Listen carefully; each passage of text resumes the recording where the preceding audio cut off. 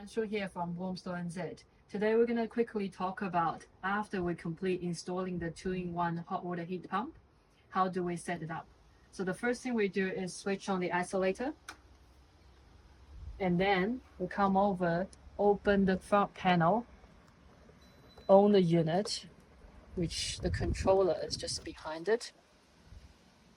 So now we can see a control screen. So after we open the control panel, we can see the screen. The lock button means it's currently being locked. Unlock, press and hold power button. In the left top part of the screen is the shower button, which means the unit is running or it being switched on. So 59 means the current cylinder temperature, and then 75 means the set temperature.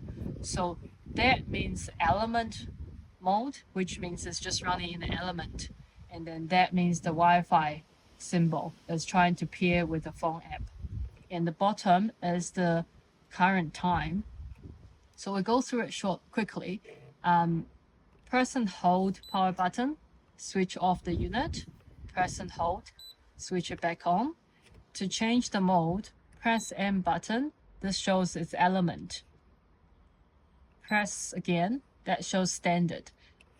Press again, that shows booster mode. So element mode and booster mode both can go up to 75 degree, and then standard mode is 60 degree. So under standard mode, it's only heat pump running.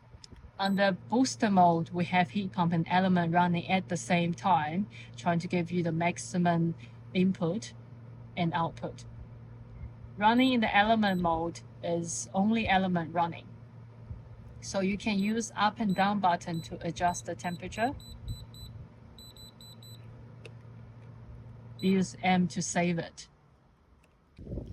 We see the Wi-Fi symbol is flashing. If that's not flashing and you try to pair them, simply by press power and up button, hold it when you hear a beep, then that button will flash again. So that's when you can go into pairing mode with your phone app. And then press time button helps you to be able to set the current time. Press again, goes into hour. Press again, goes into minute. And then M to save and exit. So press and hold time button goes into scheduling, which takes you through first set, second set. Once you link to the Wi-Fi module, it will link to your phone app. You won't need to set it up from this controller. We can exit from here. That means there's a schedule running. To cancel that, that cancels the current schedule behind it. So it's just running at the set temperature, whatever the setting you want to be.